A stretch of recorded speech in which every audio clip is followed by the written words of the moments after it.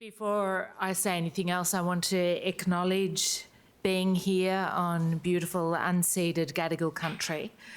And as I pay my respects to elders past, present and emerging, I want to make particular acknowledgement of the work that's being done by many of the speakers and contributors to this year's Festival of Urbanism. And some of you I can see here in the audience have been able to hear their contributions, including cultural educator and dancer Josh Sly, who did the very moving Dig Sweep yesterday morning, the CEO of Indigo, Peter Cooley, who's bringing back Eastern Sydney's coastal biodiversity one species at a time, and Coolan Gordon, a leader in the Aboriginal women's housing space.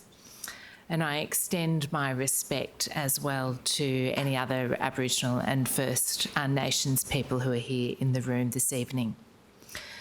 I'm Nicole Gurran. I'm Professor of Urban and Regional Planning here at the University of Sydney, and I direct the Henry Halloran Urban and Regional Research Initiative and by extension our Festival of Urbanism, which is now in its 10th year.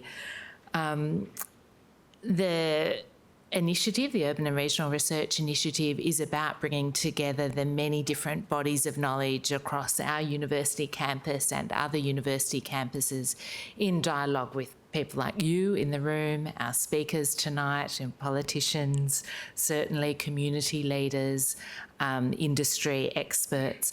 And you'll notice if you've been to one of our events that we're not about opening the doors of the university for you to listen to our esteemed researchers, and I'm looking at many in the room, but you're not about listening to us talk about our latest journal article.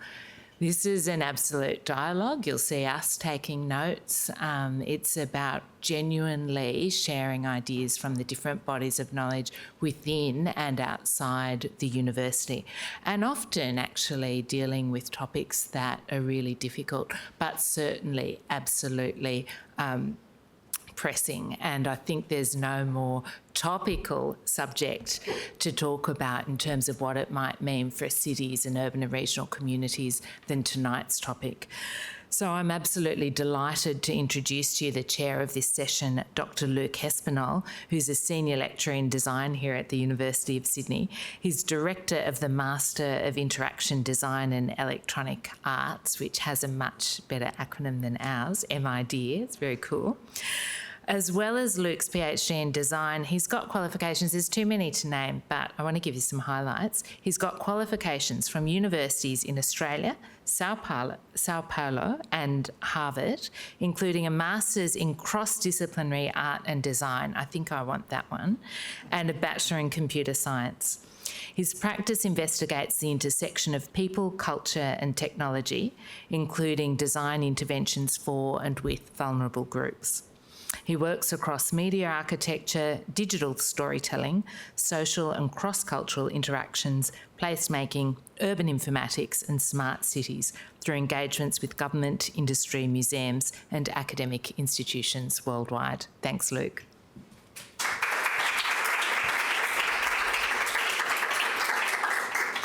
Thank you, Nicole, and thank you everyone for coming today. Welcome to our session on regenerating civics. We're going to be talking about the current state of civic discourse in Australia, democracy, our willingness to engage with each other, mental health, and how all that often gets disrupted and occasionally undermined by emerging technologies and also by the concurrent crisis that we are currently living in our world. And we are fortunate to have an amazing lineup here today with us. We have the Honourable Rose Jackson, Minister for Water, Housing, Homelessness, Mental Health and Youth in New South Wales. We have Professor Marcus Forth, Professor of Urban Informatics in the School of Design, Queensland University of Technology in Brisbane. We have Christine Okuri, Executive Director of the New Democracy Foundation, and we have Dr. Justine Humphrey, Senior Lecturer in Digital Cultures here at the University of Sydney. So the way it's going to work, we're going to have an opening statement by each one of our speakers today. Then we're going to have a panel where we're going to be asking them some questions submitted by you. So thank you everyone for sending your questions. We got a lot of questions, so we're going to try to get through as many as we can in our panel.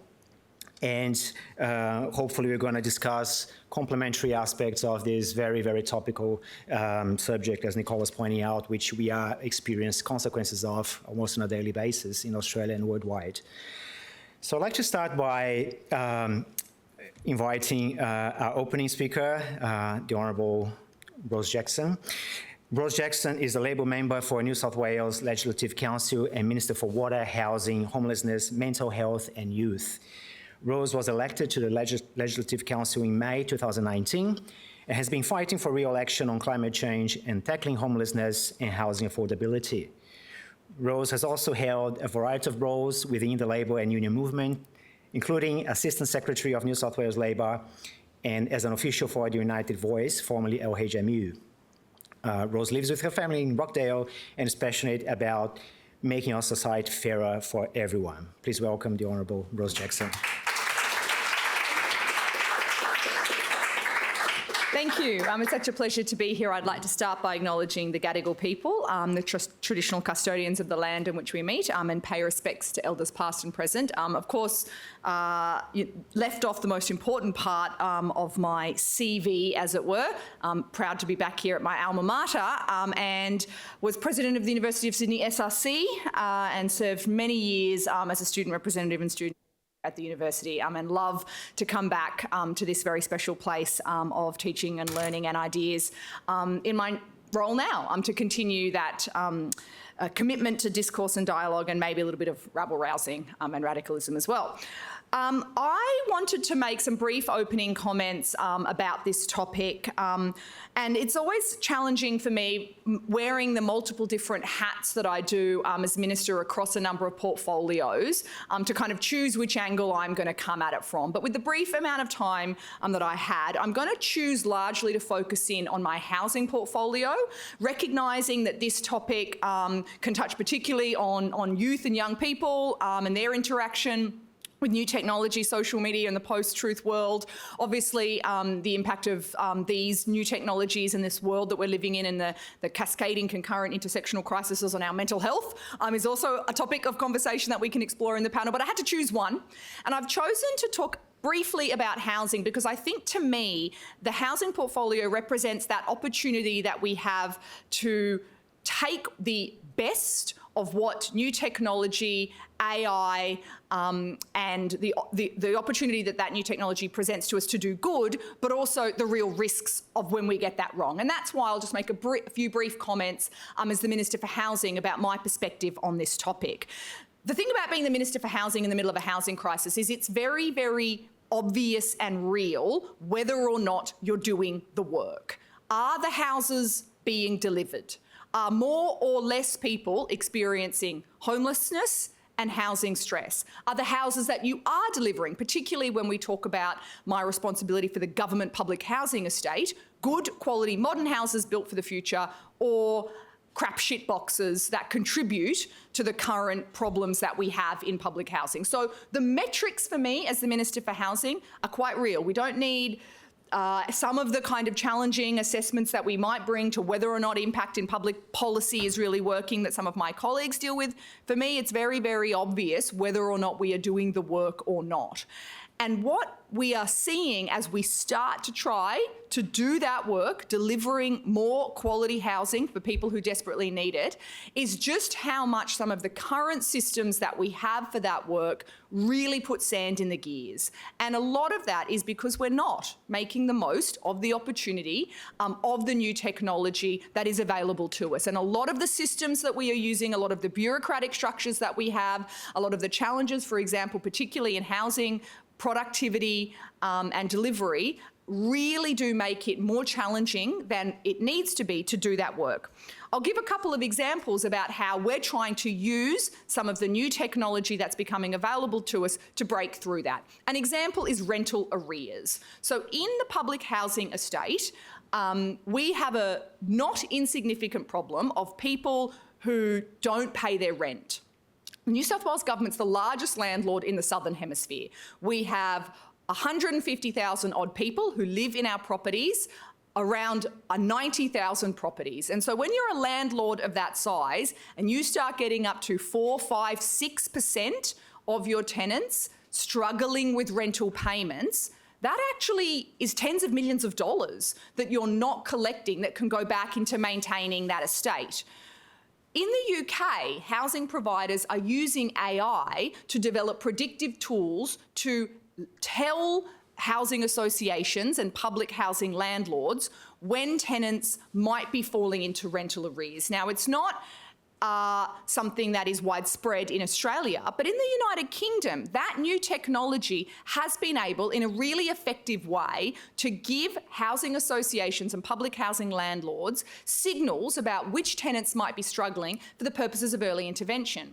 But here, immediately, we have an example of how that new technology needs to be applied well and with the right safeguards, because it can't be about surveillance. It can't be about invasions of privacy. It can't be about overstepping the mark. It has to be thoughtfully done in order to ensure that people who need support are identified early. Because, of course, the alternative to early intervention and identification is people accumulate not insignificant debts. It's very challenging for them to pay off those debts. And we do see one of the key predictors of a failed social housing tenancy is the accumulation of a reasonably large rental arrears. So this is an example of where we have a significant problem.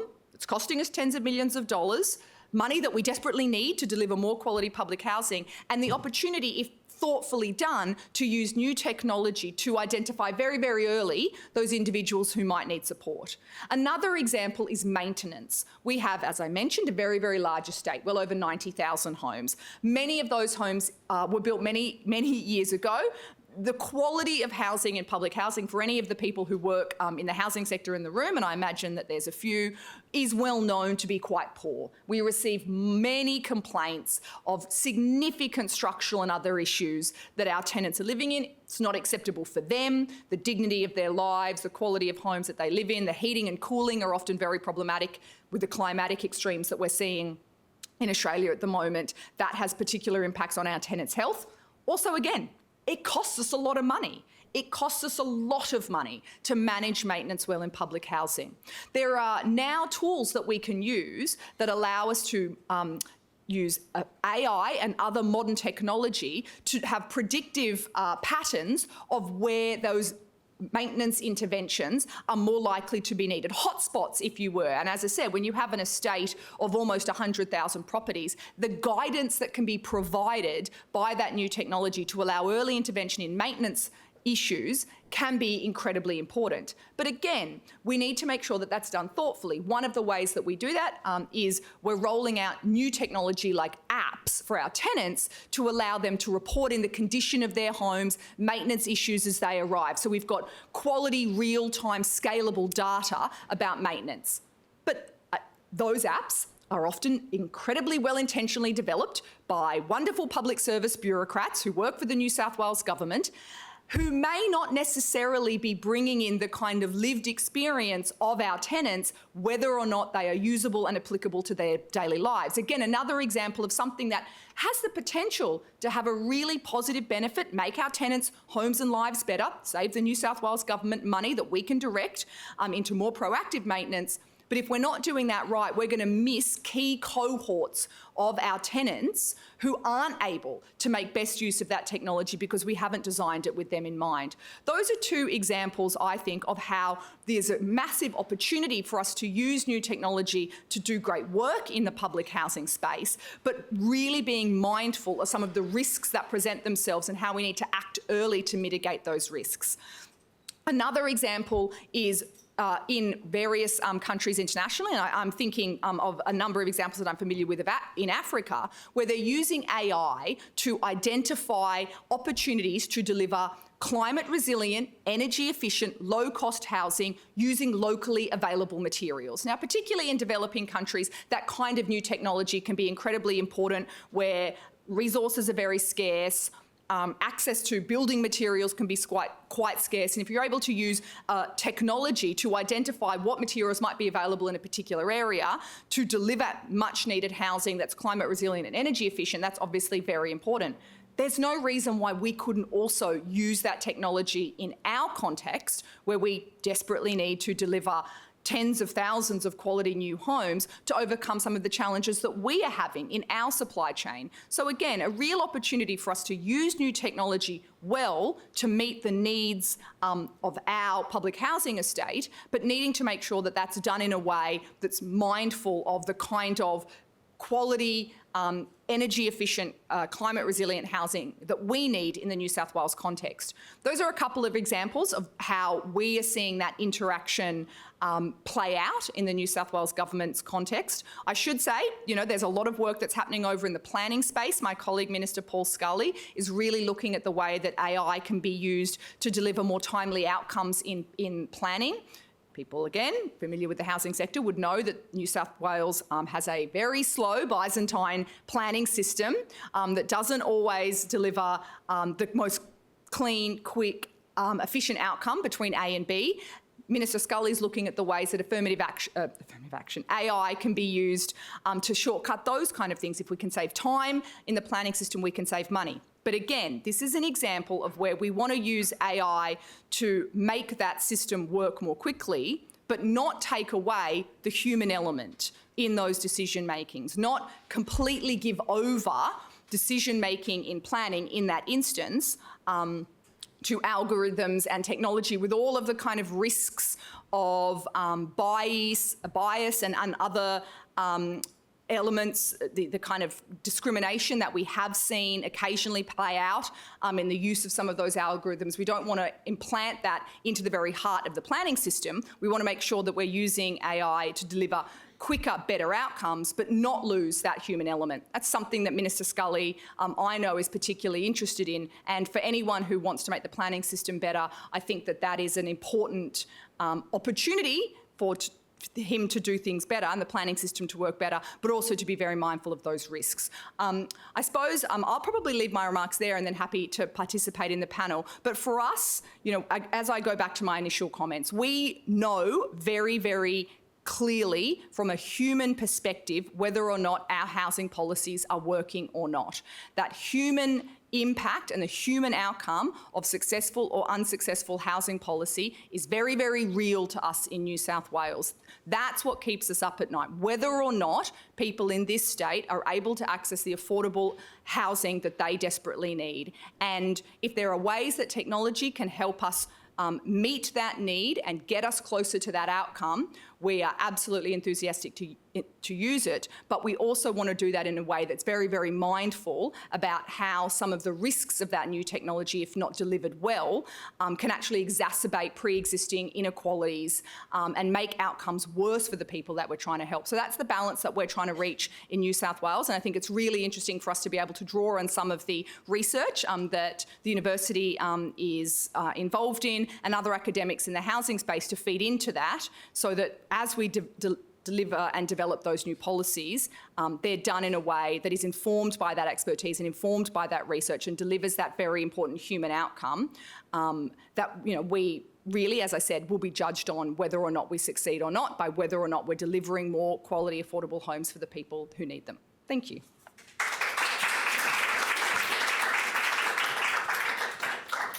Thank you, Mr. Jackson. And apologies for not mentioning that you are University of Sydney's alma mater, but we love to see alumni going on and doing great things in the world. So thank you for reminding us of that. I'd like to invite now everyone all the speakers to please go and sit in the panel. I'm going to join you there, and we're going to have the opening statements from everyone from there in the Q&A as well. So please join me on the panel.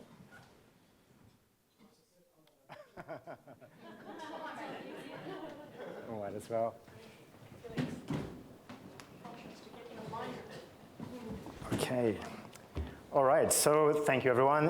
So now we would like to move on to our next speaker, Professor Marcus Forth. Marcus is a professor of urban informatics in the School of Design and chief investigator in the QUT Digital Media Research Center at the Faculty of Creative Industries, Education and Social Justice at QUT in Brisbane. For more than 2 decades, Marcus has led ubiquitous computing and interaction design research into interactive digital media, screen, mobile, and smart city applications. He's very influential in the field and worldwide recognized as a leader in that field. Marcus founded the Urban Informatics Research Lab in 2006. He's a member of the QUT More Than Human Futures Research Group, has published more than 290 peer-reviewed publications and counting, I've heard. He's a fellow of the Australian Computer Society and the Queensland Academy of Arts and Sciences, a distinguished member of the International Association for Computing Machinery, the ACM, and currently serves as an expert in the College of Experts of the Australia Research Council. Please welcome Marcus Poth. Thank you. If I had known that you would read it all out, I would probably supply a shorter bio. Thank you so much, Luke and Nicole and the whole team for having us. And I'm really pleased to be back in Sydney. Good evening. Now, the pictures that I wanted to show you, this next one, I'll take you for just a moment to Meanjin, to Brisbane. And this particular photo shows a rendering of Barrambin, which is the local word for the windy place. Now, I think Monopoly is probably arguably one of the most popular kind of board games that gamifies urbanism. And one of the most prizely possessed cards in Monopoly is the get out of jail free card. Now, there isn't really a better equivalent of the get out of jail free card than hosting the Olympics.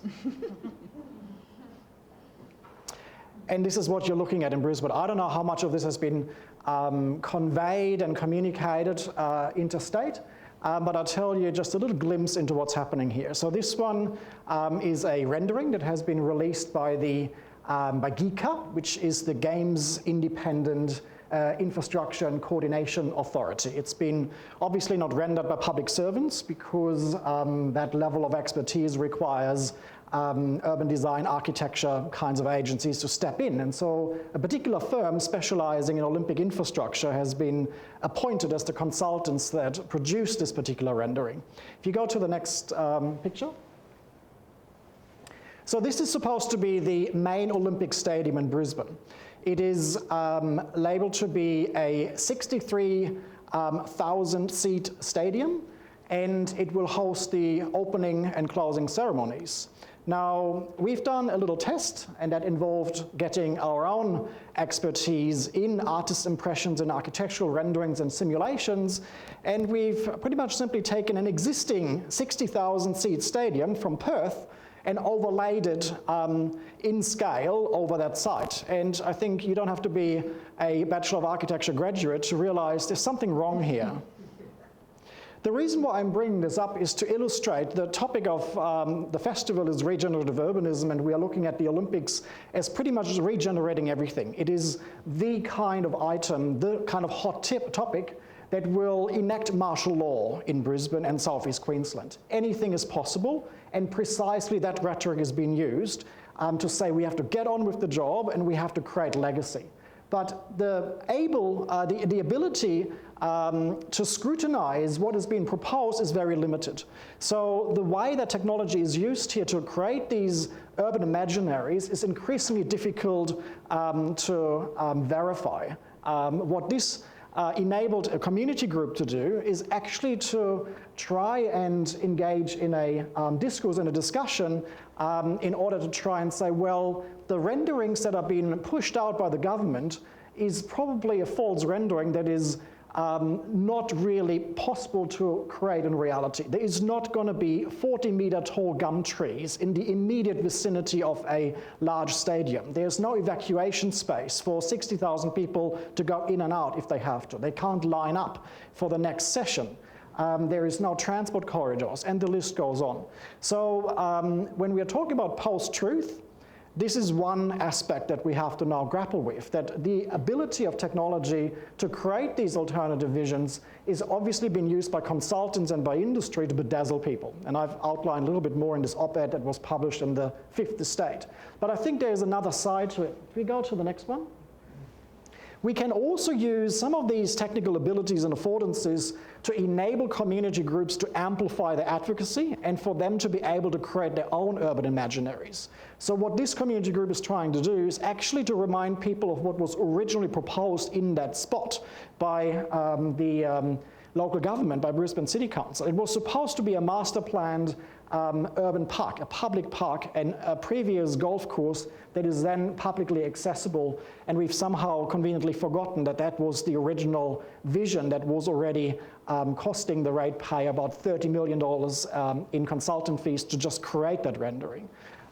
So we are looking at these two extremes, one which is safeguarding and conserving the last remaining large inner city green space in Brisbane, or to reappropriate the term regenerative urbanism for really a big ploy by the AFL and Cricket Australia to hand over a $1 billion stadium for free, for a peppercorn.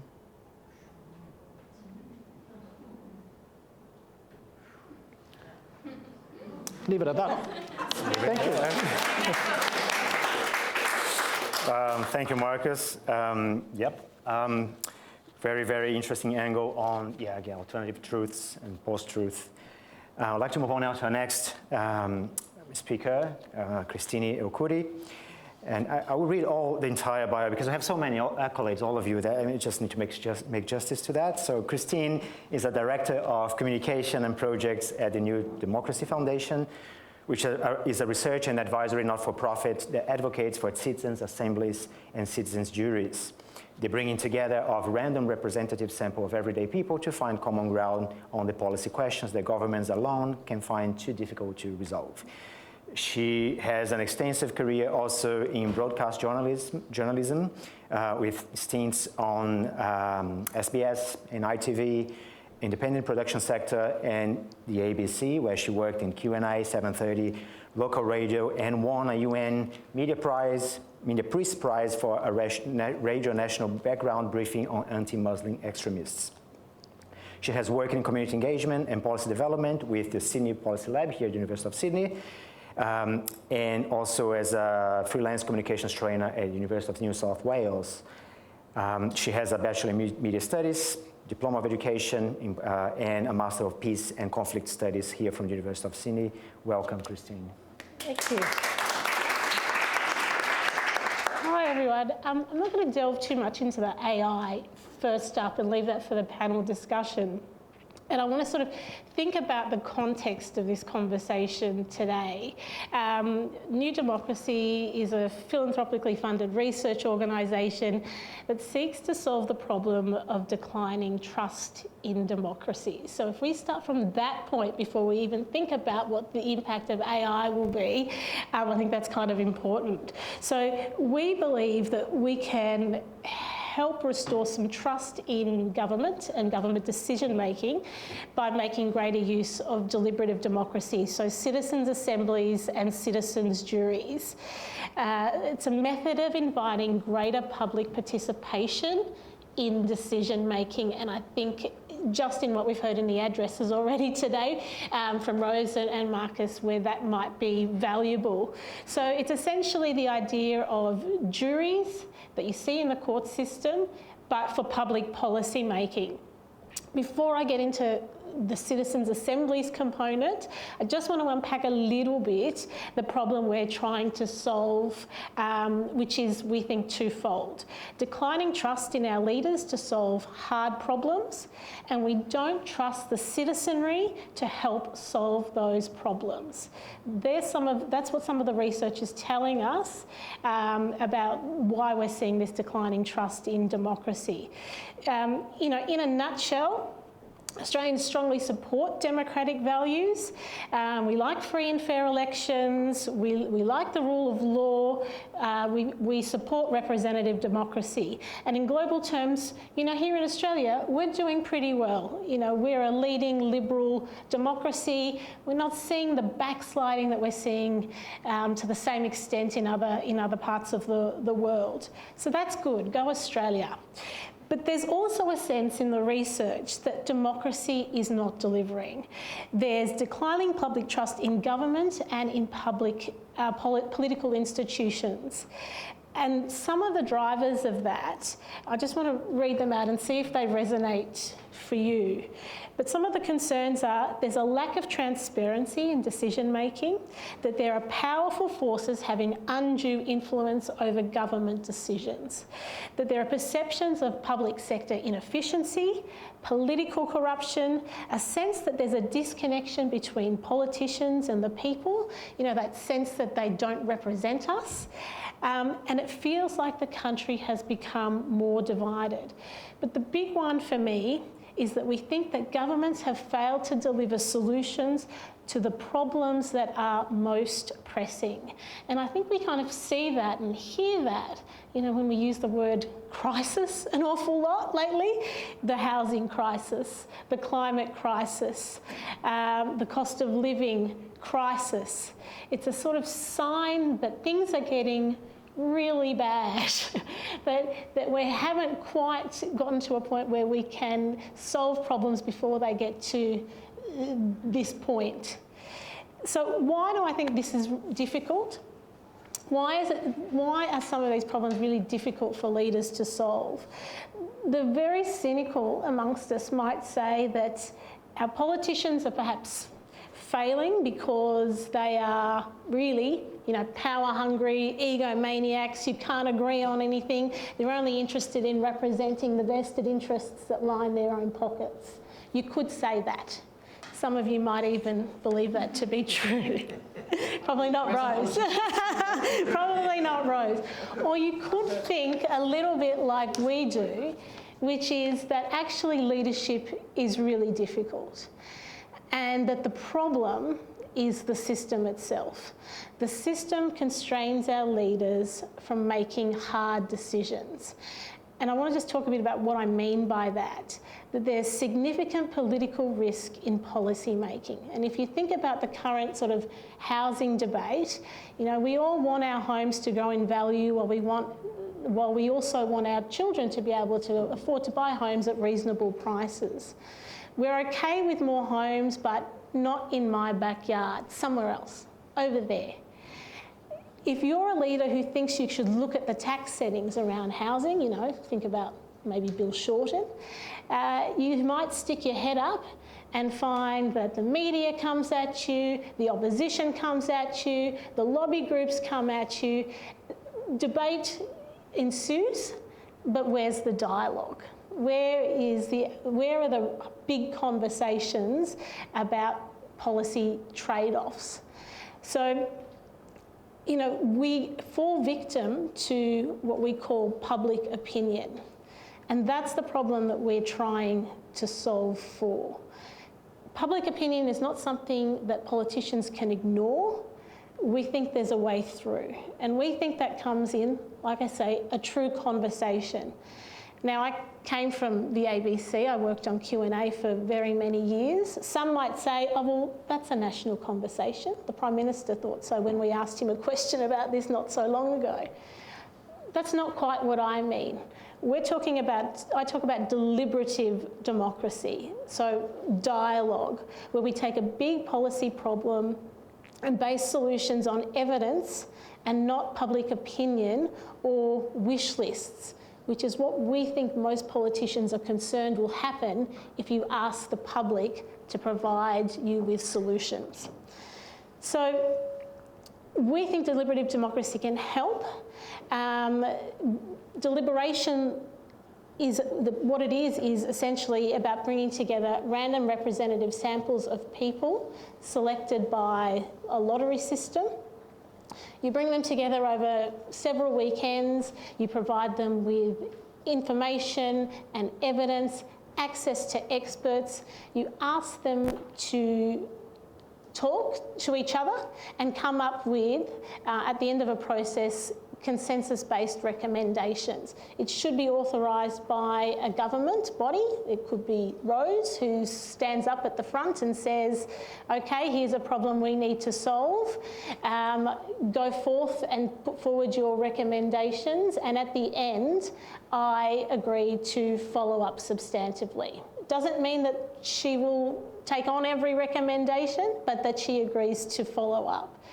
Now, we're seeing that this is a way of thinking about policy that is growing around the world and not happening enough in Australia.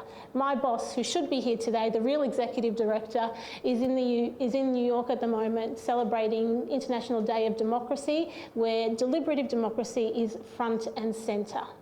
So my argument in this post-truth era really is that the time is now.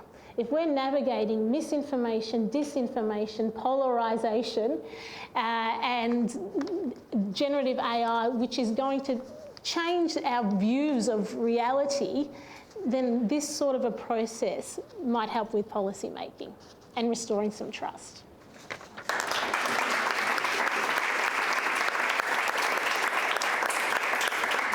Thank you, Christine.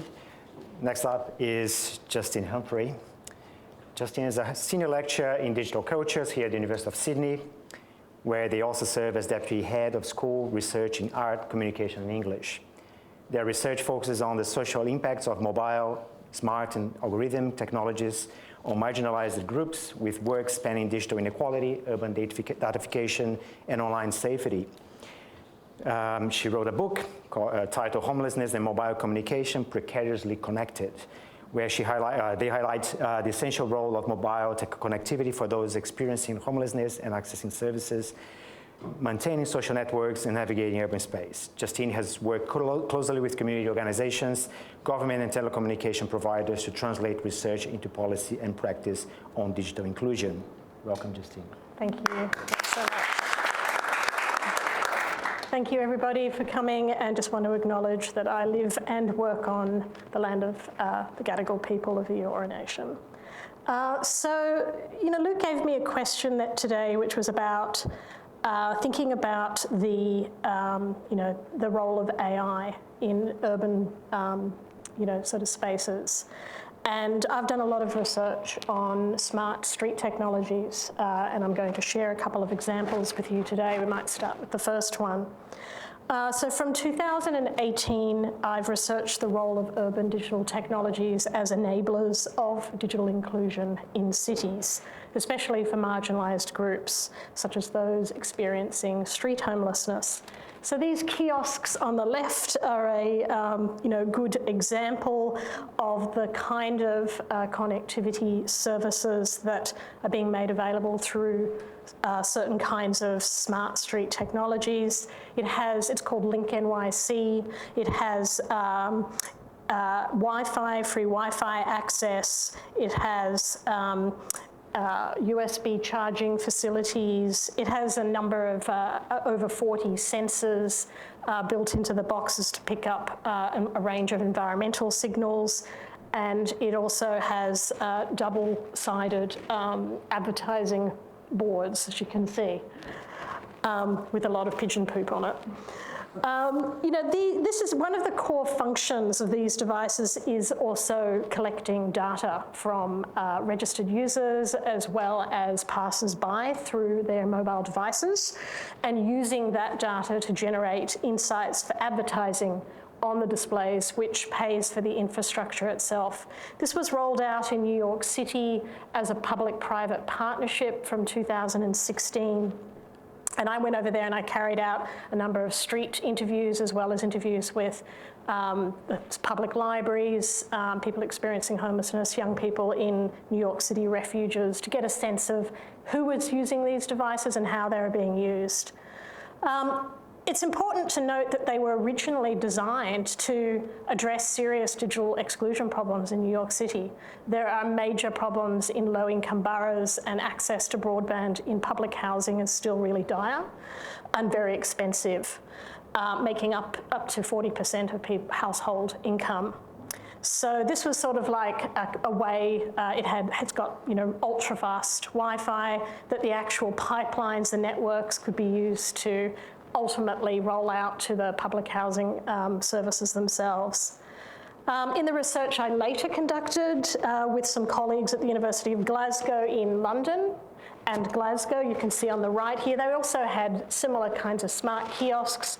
But there's also these sort of increasing all sort of hybrid designs like smart benches that have similar sets of connectivity services, free Wi-Fi. You could see the USB charger down the bottom there, maybe if you stand up. And environmental sensors in those. And what I've found is that these devices are heavily used by people experiencing homelessness, probably more than any other user group. They're used by young people and gig workers, undocumented workers, but they're not really used by their intended user groups, which is mobile professionals for short-term connectivity gaps. Why? Because they don't need them. They're actually used by people who are homeless most of the time, and it can cause problems in relation to their placement in public space, not only for people around them and for businesses, but for the users themselves. So if we can just go to the next slide. What I found is that even though these are an absolute lifeline for a lot of people who are experiencing homelessness, they couldn't get access to services or even get out of homeless without having internet access. It also exposed them to high levels of public surveillance, physical surveillance, and data surveillance, and ultimately drew their attention to law enforcement for potentially crimes that they might commit, but didn't necessarily commit, to be moved on, and in some cases to actual crimes. So that particular one is a young man who was vandalising the links in New York City and was captured on one of the 4 CCTV cameras that's built into them. There's also a lot of backlash by businesses. So in New York City, ultimately they removed the web browsing feature because it was found to be attracting people who are experiencing homelessness for long periods of time, even though it wasn't designed for long-term use. So they were kind of like living around them. They were ultra-fast Wi-Fi, watching videos, in some cases reportedly porn videos in public spaces, and ultimately the city reacted, a bit of a knee-jerk reaction, by removing the web browsing facility completely. If we can just go to the next slide, in the UK, you can see that the inlinks, the same company went into partnership with BT and rolled out similar sort of model throughout the United Kingdom. And there was a big issue with those as well in some of the South London boroughs. They ended up being used for potentially criminal activities, for drug dealing, and the company, in partnership with police, rolled out a call blocking algorithm. This is an algorithm that stopped certain calls being made based on intelligence provided by the police. So you can see here that there was a sort of a shift. There's been a shift from the sort of digital inclusion usage of these smart street technologies to sort of looking at how they're being policed and how people who are using them are being policed in public space. I want to just draw your attention to the last one here, which is the JC, just go back one slide, the JC Decode communication hub on the right. That one was designed in concert with police right from the start as part of their Designing Out Crime program. It incorporated high-level AI technologies, which is still in operation today, things like proximity alerts, tactile paving so that people experiencing homelessness couldn't use them for long periods of time, lots of CCTV cameras, and a range of preemptive logics to prevent certain sorts of users from using them, as well as certain uses. It incorporated a call blocking algorithm as well. So just to wrap up, what I wanted to end on was just saying that actually, I think listening to the actual users of these technologies, the edge users, these are users who are not anticipated to be the primary users of these devices. There's a huge amount of potential, not only for understanding the vulnerabilities or limitations of the system, but opportunities for innovation, for addressing digital inclusion, digital exclusion problems in public space. But what it involves is seriously listening and co-designing with those groups. These are ideas that some of the young people and people experiencing homelessness mentioned to me that I used by putting into a generative AI prompt to see what could come up. This one young person said, actually, what I really want is a tree. a tree that I can, and I want to charge my device, but I want to have a tree because there's no shade in the city. This other one here was like, a guy said, well, actually, I'd really like a pillow and somewhere to lie down for a little bit of time, some shelter from the sun and the wind, and the rain. And I think, these might seem like crazy ideas, and certainly with AI tools like generative AI, ChatGPT, they create sort of Frankensteinian versions of what we could potentially co-design. But I do think there's a lot of potential to think about edge users and also pay more attention to how the data is governed and stewarded in cities to avoid the kind of discriminatory, exclusive impacts that we might otherwise see if it's only powerful interests and decision makers who are involved in shaping these over time. And this is where I think the jury could actually be a fantastic idea. I'll end on that.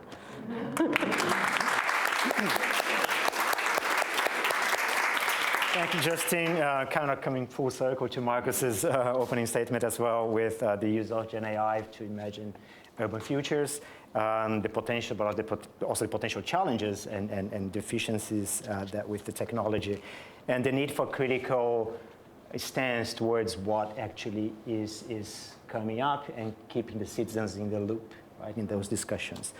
But also it highlights the role of design in addressing the crisis that we are living in. That's a good segue for our first question for the panel, for Minister Jackson. We are also, in addition to homelessness, which lack of housing, right, and crisis as a result, we also have arguably experienced in our cities, and many cities worldwide, an epidemic of loneliness. So how, in your view, could we design our cities for greater well-being, addressing loneliness and mental health concerns, particularly when it comes to the design of housing? Well, I think there are a lot of great examples that experts and academics have been proffering for some time. I think a number of those are contained in wellbeing for design principles. Certainly in our work in delivering tens of thousands of new public housing dwellings, we're extremely conscious of those principles. They're not anything that people here would be surprised to hear.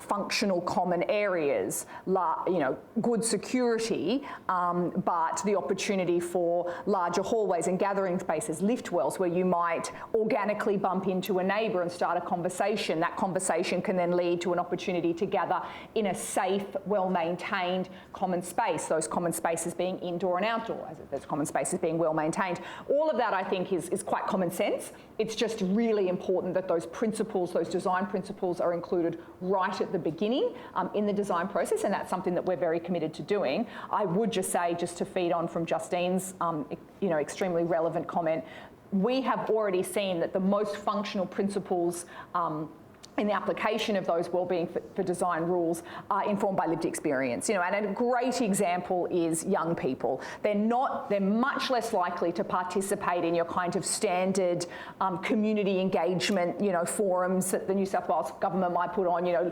letters in a letterbox, come and have your say, at our thing. You do not get young people turning up to that.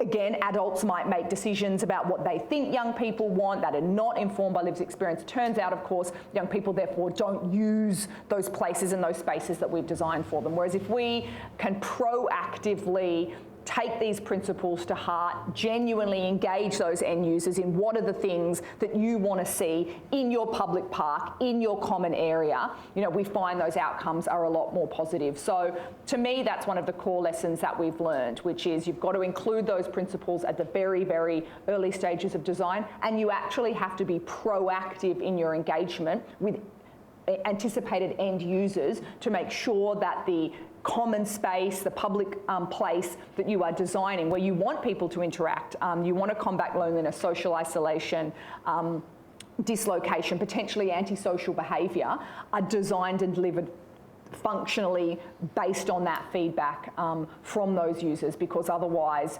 we have found that you've got some common room back at the back of some estate that's dirty, dusty, completely unused. The idea was good, the goal was worthwhile, but the delivery isn't something that functionally meets that goal.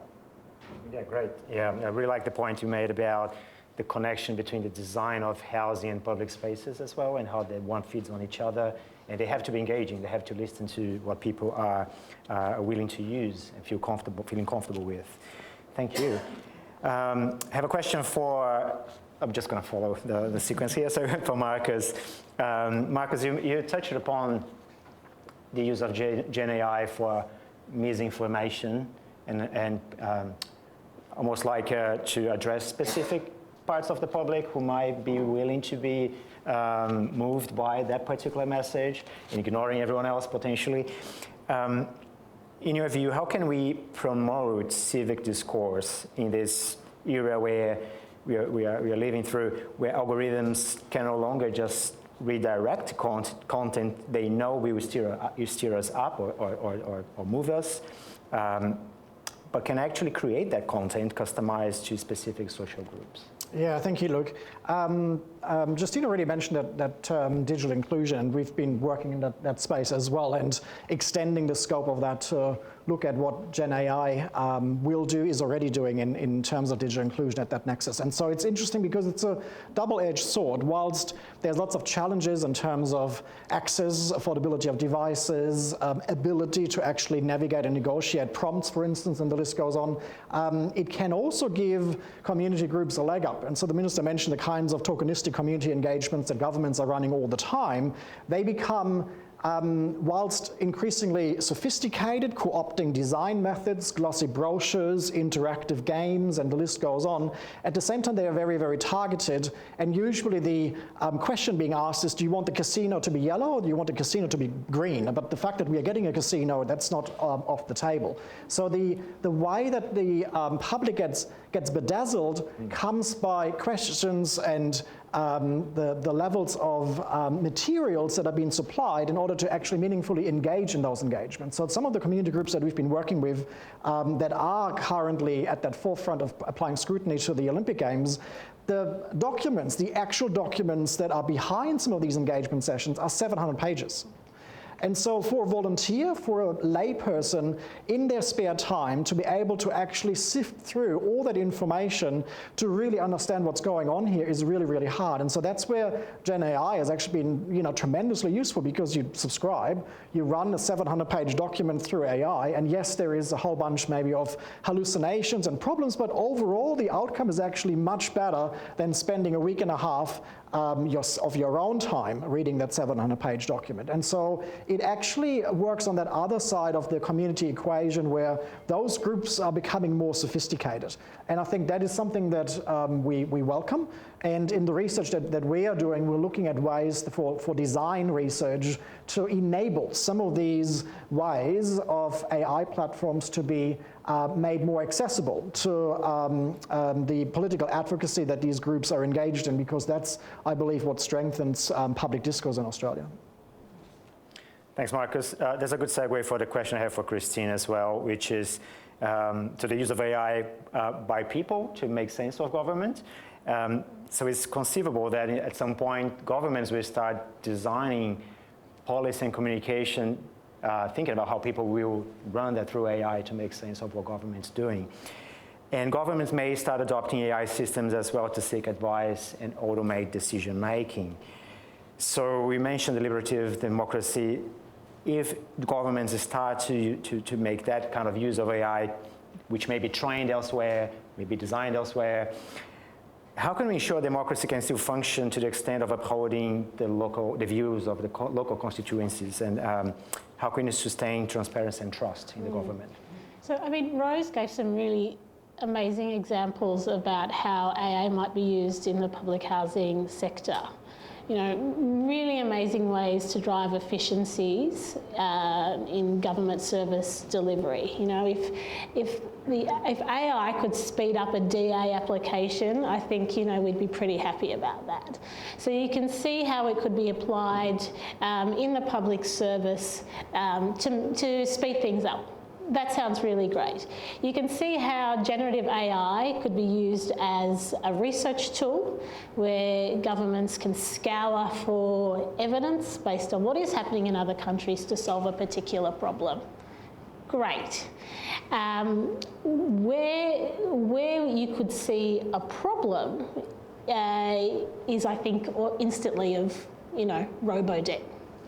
That example comes to mind, where you use the technology to cross-match data, and the human element, the oversight element, failed. It failed abysmally in that case. And there was, a few reasons for that. It might be the culture within that department. You don't want to upset your minister. No one wanted to put their hand up and say, or it was, that this is illegal, or that it was simply missed by that human component.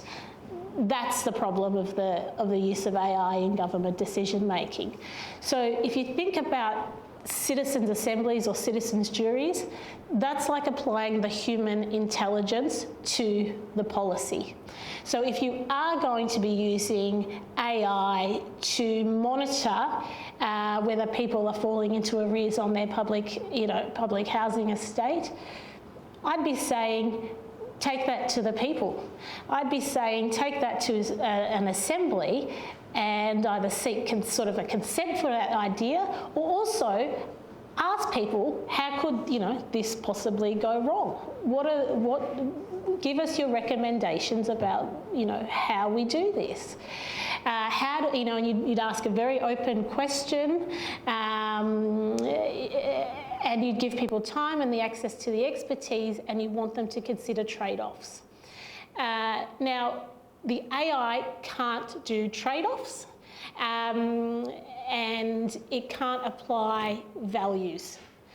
That's the human intelligence part, and that's where we have to think about where this sort of falls short and make sure there are safeguards in place. Thanks, Christine. Very briefly for Justine, a question following up on your opening statement, Justine. So you mentioned the incidental use of technology for digital inclusion, and Marcus also touched upon that. But again, if AI starts to be used for governance, given that it's usually often trained with data already available and therefore reflecting the majority of people, how can we avoid that further disenfranchising marginalized groups in the city? Yeah, it's a really good question, and I think there's a couple of different answers. One of them, is that training data sets with different data is an important intervention, and potentially using completely localized, small-scale large language models that don't have the same biases already built in, so that they're actually trained to address certain sorts of problems that are likely to come up if the data, it doesn't represent the constituencies that you're actually trying to serve through that technology, and that can be a really big problem. But training data sets in itself is not enough.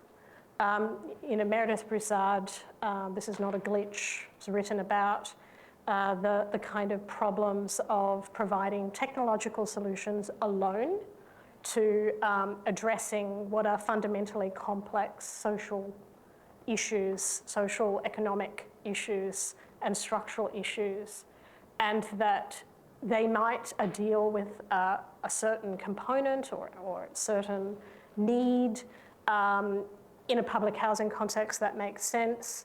But if they are delegated decisions, from a governance system to be made purely by the technology, you're ultimately leading to a problem because that decision gets black boxed.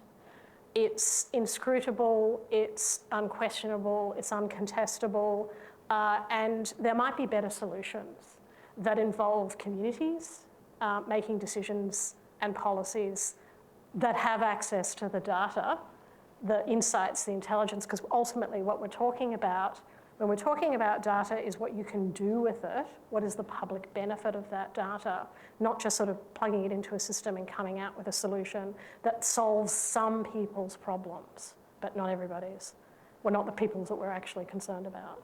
So I think sort of not isolating technologies as the solution to particular complex social problems but having it as part of the issue, training data sets, and having a much better sort of stewardship over data governance that doesn't involve an oversight of data governance that doesn't involve the companies that are delivering products themselves, if we're talking about private infrastructures. But even in government, having other parties that are providing oversight over the way that data is governed. Thanks, Justine. I feel we're just scratching the surface of the topic and just getting warmed up, but unfortunately, I think that's all we have time for today. Thank you so much, Minister Jackson, Marcus, Justine, and Christine for being part of our event today, and also for everyone in the audience for coming, for all the questions you submitted. I tried to do my best to consolidate that in the questions we had time for today. And I would just like to remind everyone that about the next Festival of Urbanism event that's tomorrow, 2 to 3 p.m., Urban Rewilding. If you have the time, it looks really great. I'd really encourage you all to come. And to also remind everyone they're going to have a reception outside. So I would like to invite you all to join us outside for a reception, those of you who can stay. But thank you again for coming, and we'll see you in the next event. Thank you, everyone.